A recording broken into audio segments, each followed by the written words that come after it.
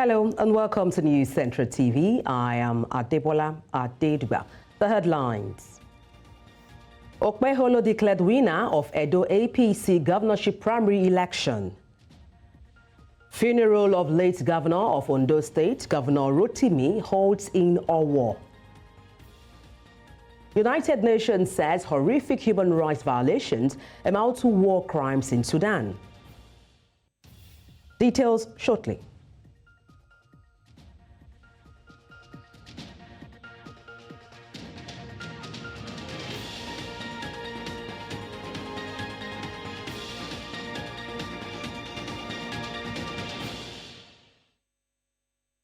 News Central now at this hour begins in West Africa, where Senator Monday Okpebholo has been declared winner of the All Progressive Congress Governorship Primaries in Edo State, Nigeria. Okpebholo polled 12,433 votes to defeat 11 other aspirants who contested the rerun election, which was initiated after the first contestant was declared inconclusive by the leadership of the ruling party. The senator was one of the three winners that emerged from last Saturday's cancelled shadow poll. The final outcome of the exercise was announced officially in Benin by the new chairman of the election committee and governor of Cross River State, Basi Otu, following the collation of results from the 18 local government areas. Let's head to the funeral ceremony for the late governor of Ondo State in southwest Nigeria. Oluwarotimi Akeredolu has continued with a church service holding in his hometown, Owo. After the funeral service holding at St. Andrew's Church, Imola Street, Owo, the late Akeredolu will be laid to rest at the burial site. On Saturday, February 24, 2024, there will be a friendly football match at Akure Township Stadium, Akure, at 3 p.m. in his memory. Nigeria's President Bola Tinubu has defended his administration's reforms, saying there is no going back. Tinubu, in his inauguration, declared an end to the fuel subsidy regime and later floated the naira alongside a slew of reforms. The moves have triggered a hike in the cost of living in Nigeria as the country's currency lost its value. Despite the criticisms and protests, they have greeted reforms by Tinubu's government. The president said he is not backing down. Tinubu has repeatedly called for patience to allow its reforms to take effect, saying they will help attract foreign investment, but the measures have hit Nigerians hard. Tinubu reaffirmed his commitment to creating an enabling environment for businesses to thrive. Reforming about his economic policies, if really these are policies, by the way, these are just random thoughts that he throws out once in a while, not economic policies. I can't see anything that shows strategy or shows any form of diligence in what they are implementing regarding the economy. From the very first moment he was sworn in as president, he made the very terrible mistake of removing fuel subsidy, which is supposed to be removed eventually, but as a president should get into office, you take a couple of weeks, study the situation, know that the refineries are not working, know that 40% of our forex use every day is for importation of petroleum products. When you know this, then you can easily formulate a policy on when to remove fuel subsidy, how to remove it, and the way it would gradually be implemented to make sure we don't get into the disaster that we are in today. So it's terrible. Everything is wrong. You can feel it. The thing is, he doesn't listen.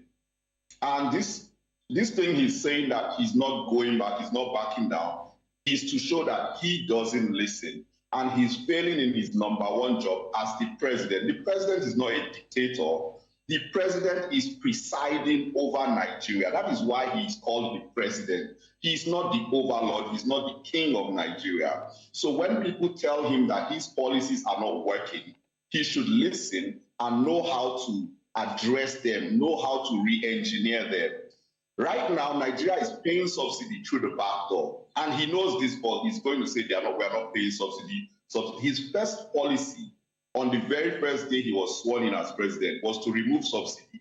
And that time we were paying 200 naira per liter of petrol They were subsidizing for about 300 naira. He removed it and we started paying about 500 and something naira for a liter of petrol.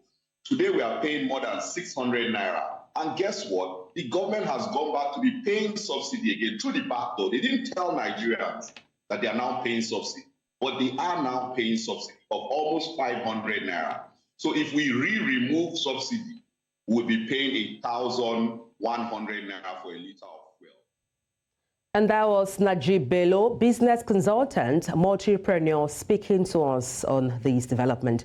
And moving on to another story, President Bola Tinubu has tasked Permanent Secretary to redouble their efforts in ensuring that citizens reap the dividends of democracy and benefit from government's renewed hope agenda.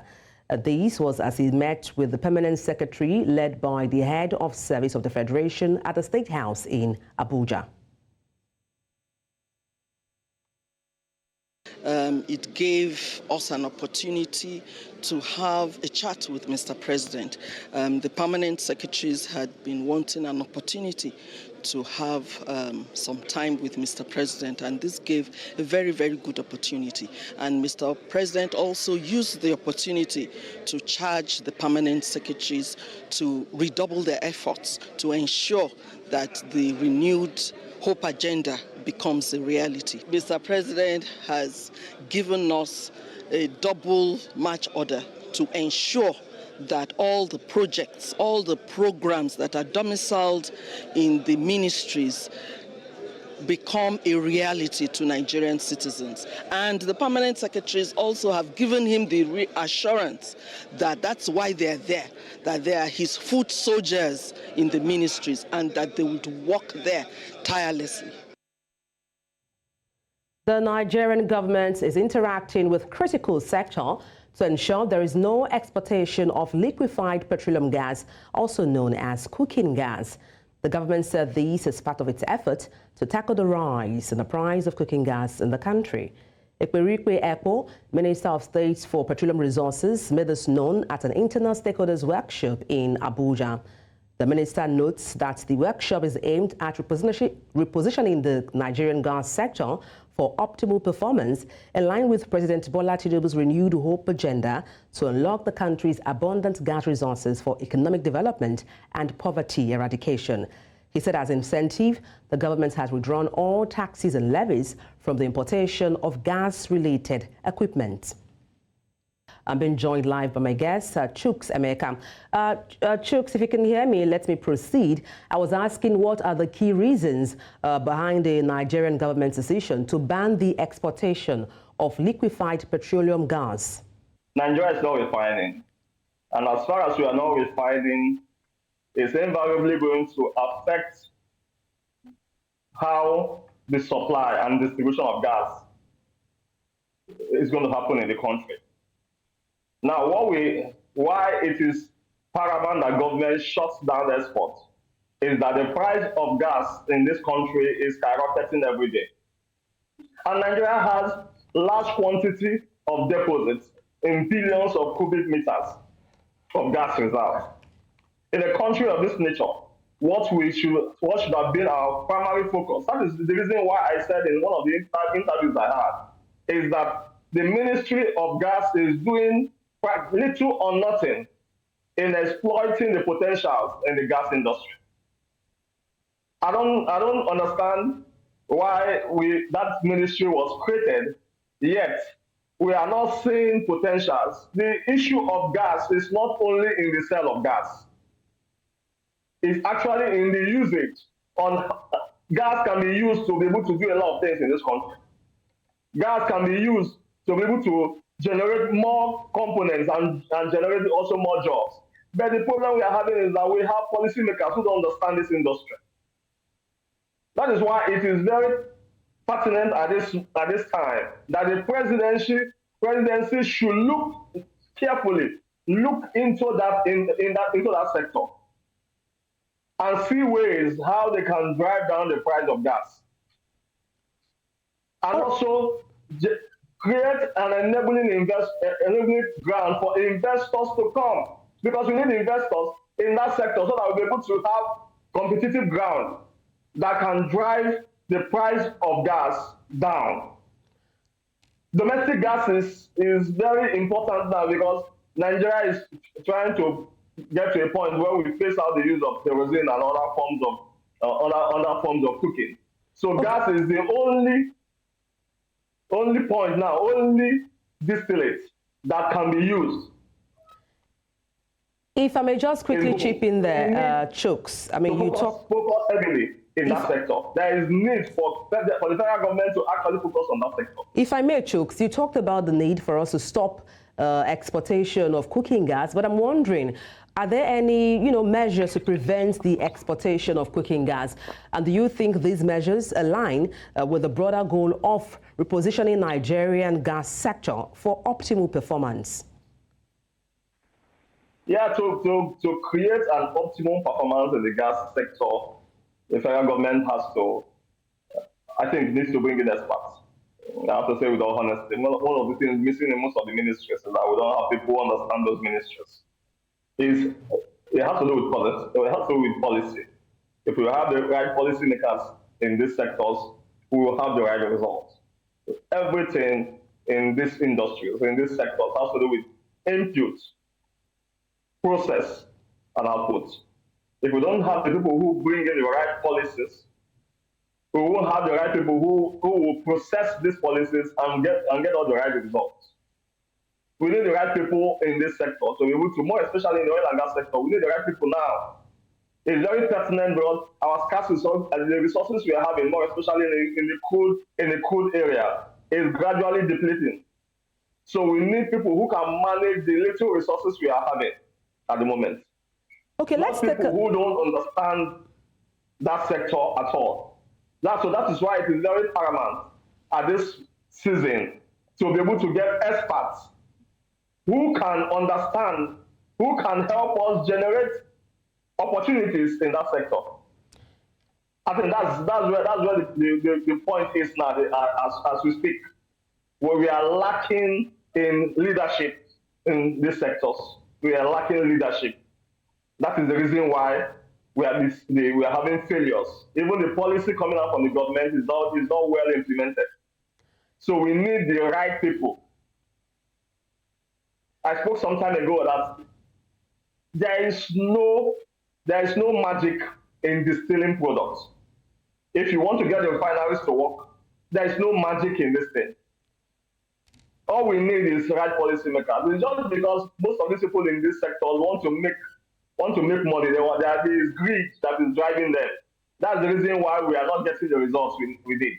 If we have the right people, we will have the right results. Let's talk about media, in your offices there, if we don't have the right people, we won't get the right results. If I may, Chooks, let's talk about the statement by the Minister of State for Petroleum Resources, and that's Ekpe. And then he talked about withdrawal of taxes and levies from the importation of gas-related equipment as an incentive. I know you talked about the need to attract foreign investors, but how do you think these incentives, would impact the gas industry? The issue about foreign investors it has to be with an enabling environment. If we don't have the enabling environment, I don't think foreign investors will come. If the environment is okay, now let me just give an instance. Even in the airline industry, a lot of some airlines would have loved to come. But the challenge now we are having is that most of them cannot access the forex to be able to do the transactions they want to do in Nigeria. So it's a very, very difficult situation. Right? The federal government is trying to find a lot of loopholes to see how they can be able to cut the sabotage that is going on in the financial sector. It has to do with it in terms of forex assessment. But the government has to do much more than that. That's the truth. The government has to do much more than that. So that's the challenge the investors we have at this moment. It has to do with foreign exchange. If we don't have foreign exchange, there is no way we can be able to get results. We need to be able to create an enabling environment, and that enabling environment has to do with forex. That is the key component. Nigeria has the cheapest workforce anywhere in the world. We have the cheapest workforce. So the investors don't have problem with workforce. What they have problem is the forex issues. How will they bring in $200 million into this country? Can they take back their profits back and pay back their directors outside? These are the challenges that they are having. And that's the reason why we are having a low turnout in investors, more especially in oil and gas and other aspects of the economy. So I think that's this issue has to do with the government, what the government wants to do in terms of, and these things is also affecting the citizens. Let me tell you, as I speak to them, most people cannot even buy gas. People are now considering using charcoal. Some want to go back to kerosene. Some are finding it very difficult because they can't afford this thing anymore. And it's a shame for a country like Nigeria not to be able to have availability of a raw material that is heavily resident in a country like ours. And that's a fine place to wrap it up. Thank you so much for your time on the news. Chuks Emeka, oil and gas consultant, thank you once again. Thank you so much. Let's also tell you that the Nigerian Senate on Thursday confirmed 12 members of the Monetary Policy Committee of the Central Bank of Nigeria with a charge to immediately formulate policies to salvage the country's ailing economy. The MPC is made up of CBN Governor Olayemi Kadoso as the chairman and 11 others as the members of the committee. Their confirmation followed presentation of the report of the Senate Committee on Banking, Insurance and Other Financial Institutions headed by Senator Adetokunbo Abiru. Senator Abiru told his colleagues that the nominees are not only experienced in their field, but also possess the requisite qualifications to excel in the MPC. That their appointments are in accordance with the provisions of the Act, that the nominees possess the requisite qualification, that we did not receive any petition against any of the nominees, and that the nominees have been cleared by the Nigerian Police Force, Department of State Security, and they have their Code of Conduct acknowledgement slips. Recommendations. Mr. President, distinguished colleagues, the Committee on Banking, Insurance and Other Financial Institutions, after robust engagement with the nominees and being satisfied with their experiences, performances and academic qualifications, do hereby recommend as follows: that the Senate do confirm the nomination of all the underlisted members as members of the Monetary Policy Committee of the Central Bank of Nigeria. The Senate in the Committee of the Whole considered the report of the Committee on Banking, Insurance and Other Financial Institutions on the screening of Mr. President's nominees for appointment as members of the Monetary Policy Committee of the Central Bank of Nigeria and approved the nominations of Olayemi Kadoso as chairman, Muhammad Sani Abdullahi as member, Bala Bello as member, Usoro as member, Philip Ikazo as member, Jafia Lydia Shehu as member, Lamido Yuguda as member, Moritala Sabo Sagagi as member, Aloysius Uche Odu as member, Agu Pauline Odinkemelu as member, Mustafa Akiumi as member, and Bandele Eji Amo as member. So this approval by the Senate is for the chairman and members of the Monetary Policy Committee of the Central Bank of Nigeria. Is this a true reflection of what transpired in the Committee of the Whole? Yes. I wish them well and pray that they will use their expertise to redirect the monetary policies, including even contributions to the fiscal policies to ensure that Nigeria gets out of the current economic quagmire.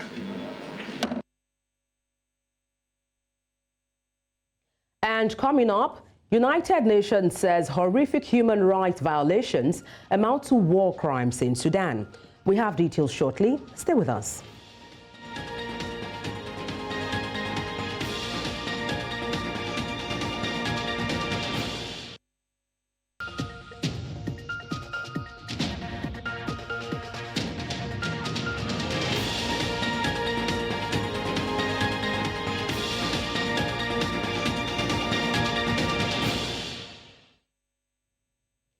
President Bola Tinubu has reaffirmed his commitment as the chairman of the Authority of ECOWAS Heads of State and Government to advancing judicial reforms with determined support. The Nigerian president emphasized that integrous and accountable judicial systems will strengthen democracy across West Africa. The president made these remarks at a meeting with a delegation from ECOWAS Judicial Council led by Justice Olukayode Ariwola, Justice of Nigeria and Chairman of the Council at the State House in Abuja. Speaking on behalf of the ECOWAS Judicial Council, Justice Ariwola emphasized the Council's commitment to facilitating the effective functioning of the ECOWAS judicial system. Has been having his meeting at the Council Hall of the National Judicial Council since Tuesday. And that's why we plan to visit Mr. President Asiwaju Bola Ahmed Tinubu, GCFR.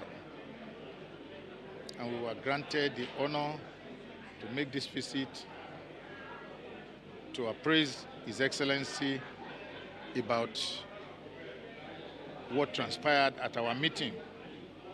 We plan to submit our recommendations to the authority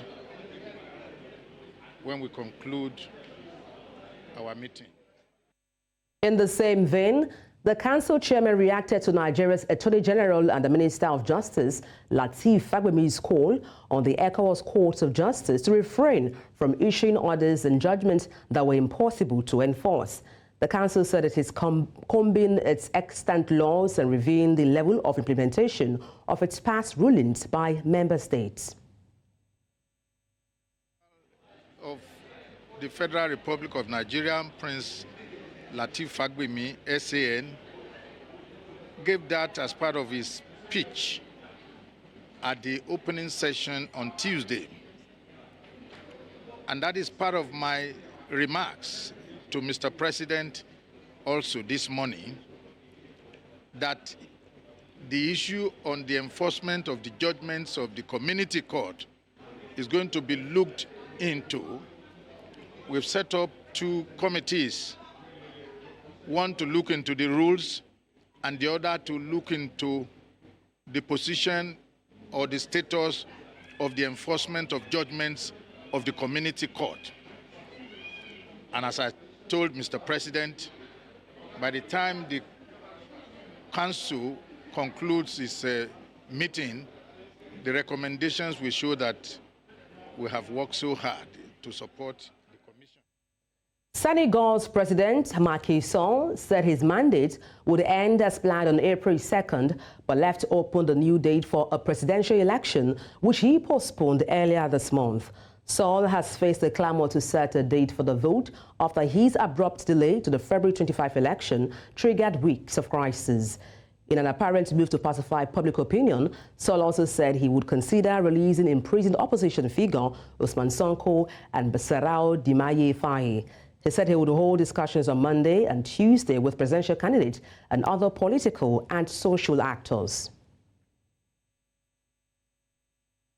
Le Conseil clairement a indiqué aux autorités compétentes, en premier chef le président de la République, que c'est lui qui doit prendre le décret convoquant le collège électoral et fixant le décret fixant la nouvelle date. Mais ce décret ne peut être pris avant que la concertation nationale ne se réunisse. Et j'ai convoqué cette concertation nationale le lundi. Et je pense que sur 2 jours maximum, lundi prochain, c'est le lundi 26, on devrait, entre lundi et mardi, terminer, puisqu'il n'y a pas beaucoup de sujets en réalité qui doivent être traités. Je souhaite que les acteurs qui doivent se réunir autour de moi pour regarder l'intérêt supérieur de la nation dans ce contexte bien particulier. You're watching News Now. Let's take a short break. Stay with us.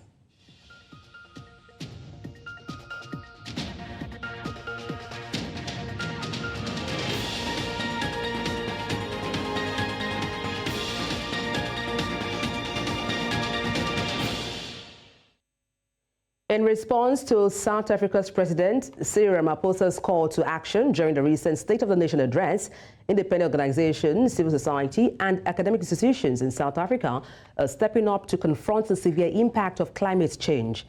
In his address, Ramaphosa emphasized private investment in green technologies, highlighting the importance of innovative solutions in combating climate change and fostering sustainable development. Meanwhile, Finance Minister Enoch Gondogwana's remarks during the national budget speech further emphasized the crucial role played by civil society and academic institutions in mainstreaming climate change policies and mobilizing resources. To talk about this, I've been joined live by Mbali Mkize, spokesperson, Mogasuthu University of Technology. Good afternoon from here. Thank you for joining me. Thank you very much for this opportunity. All right, straight into our conversation. How is Mogasuthu University of Technology contributing to the fight against climate change in South Africa? So firstly, last year we received some funding from GIZ, which is a German cooperative agency, to establish a climate change center. This center has been established and we are collaborating with our partner in the USA, Florida Agricultural and Mechanical University, to convene a summit on energy, water, food, and climate that's due to take place from 1 to 4 July here in Durban this year. So beyond collaboration with your partners, how about, the local communities? Is there any form of awareness being raised? What form of synergy do you have with the local communities themselves? Okay, first of all, we are based in a township, Umlazi Township, which is one of the historically disadvantaged communities. We, as a university, have an anchor strategy which seeks to revitalize the lives of our disadvantaged communities. And we have been raising awareness on the intersection between energy, water, food, and climate. There are a lot of programs that we are undertaking with the communities on food and energy and the other stuff. But most importantly is that the issues of energy, water, food, and climate need young people to become active. So our strategy is to collaborate with local high schools to raise this awareness, because we do believe that young people are the future. Already we are experiencing challenges with water, food, energy, and climate, and our young people are actively involved. So with regards to the planned summit on energy, water, food, and climate, we expect young people, not just from Umlazi Township. We have been mobilizing our sister universities to attend this summit, to bring students and to bring high school learners so that they could listen to what policymakers are saying, to what science is telling us about these issues of energy, water, food, and climate. That is why the theme for this summit is called "What We Want is Possible." We believe that what we want is possible in as far as energy, water, food, and climate is concerned, if we rope in young people. All right, thank you so much for your time on the news. Mbali Mkize, thank you once again. And moving on to another conversation, Malawi's Minister of Finance and Economic Affairs, Simplex Chitiola Banda, has taken center stage as he introduces the planned 2024-25 national budget, raising optimism among Malawians seeking respite from the country's difficult economic situation. And this is Banda's first complete fiscal plan, following his presentation of a mid-year budget review statement in November 2023 after succeeding Sosten Gwengwe. And during pre-budget presentation, stakeholders expressed their expectations that the financial plan would incorporate their feedback and align with the President's Lazaro Chakwera's State of the Nation address, which was delivered earlier this month. Meanwhile, Malawi's economy remains significantly weakened by recurrent external shocks combined with macro-fiscal imbalances.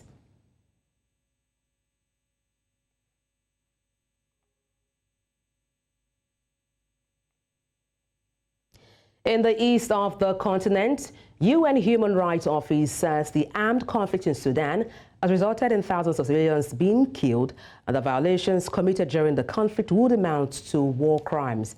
UN rights spokesman Saif Mangongo made this known during a bi-weekly press briefing in Geneva while speaking from Nairobi, Kenya. The fatalities for numbers, we have information to the effect that the fatalities now stand at least 14,600 people who have been killed during this conflict.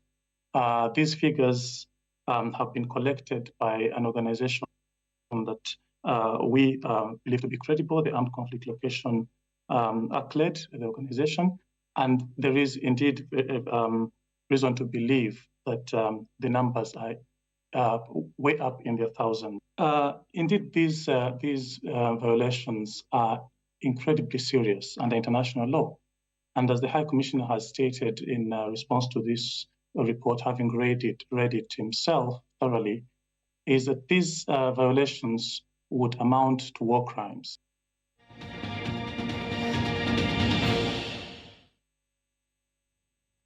Australia's Deputy Prime Minister, Richard Marles, has affirmed support for Indonesia's territorial sovereignty.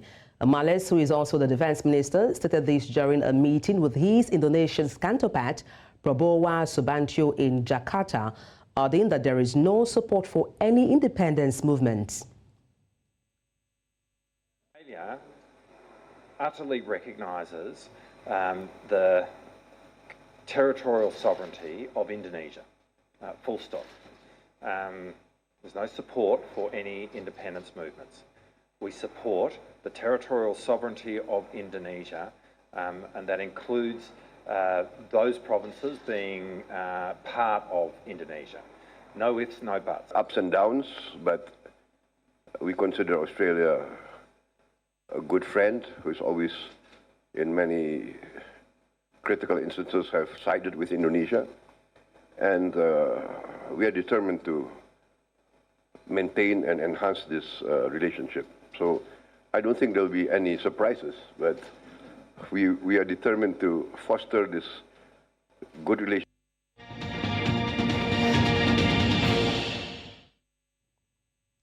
The Nigerian Senate is investigating a 30 trillion naira loan obtained by the former Buhari administration from the Central Bank of Nigeria, CBN.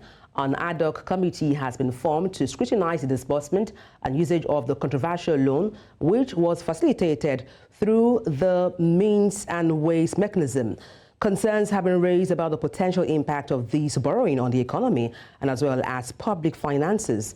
Shehu Denia, an energy consultant, shared his thoughts on these as if this is sanity and probity returning to the public sector during an appearance on the Business Edge show.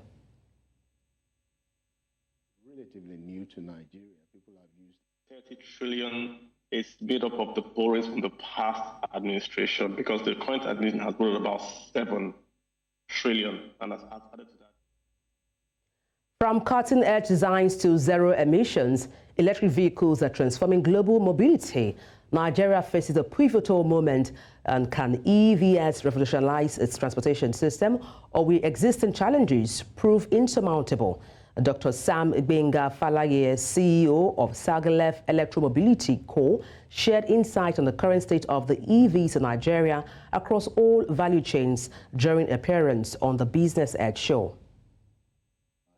Electric vehicles are relatively new to Nigeria. People have used EVs here for a while, but I want to say that we're at an age where remarkable changes such as removal of the fuel subsidy is making people understand the absolute importance of electric vehicles as one of our solutions without a doubt.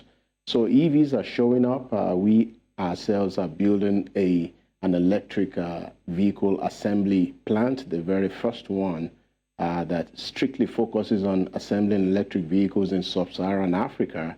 We are building this with a capacity of 2,500 to 10,000 cars a year. So electric vehicles are here. As I always say, the future is here. And these vehicles are much more possible than people would imagine. So, so electric vehicles are here and they are very viable. I personally have been driving electric vehicles in Lagos for at least over a year. So this is very viable.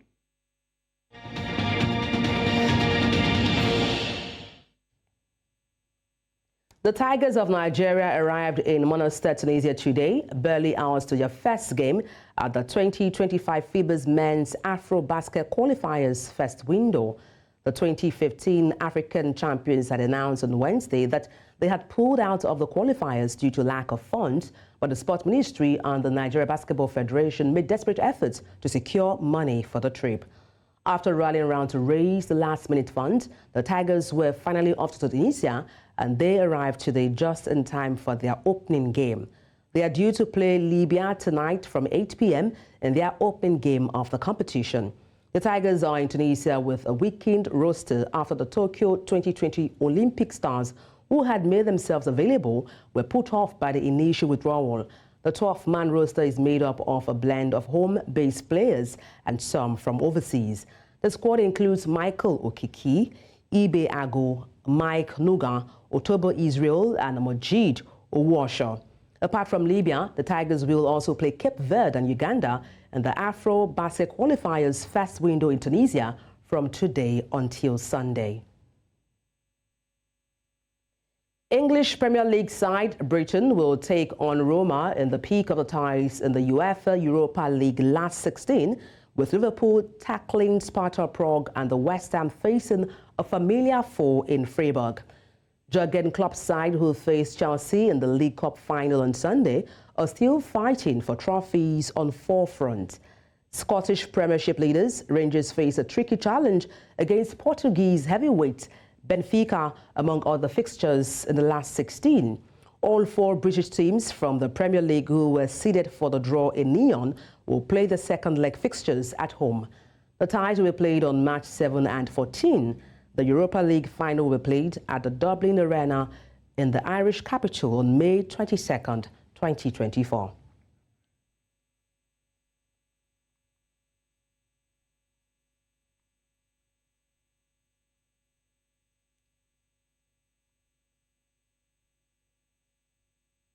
And that's all on the news at this hour. But before we go, let's take a look again at some of the major stories. Okpebholo has been declared winner of Edo APC Governorship Primary election. Funeral of late Governor of Ondo State, Governor Rotimi, holds in Owo. We told you that United Nations says horrific human rights violations amount to war crimes in Sudan. Send your eyewitness report to the WhatsApp number on the screen and follow us on social media. We are at News Central TV. You can watch us live on DSTV, channel 422, Star Times, channel 274, Avo TV, and YouTube. Many thanks for watching. I am Adebola Adeduba.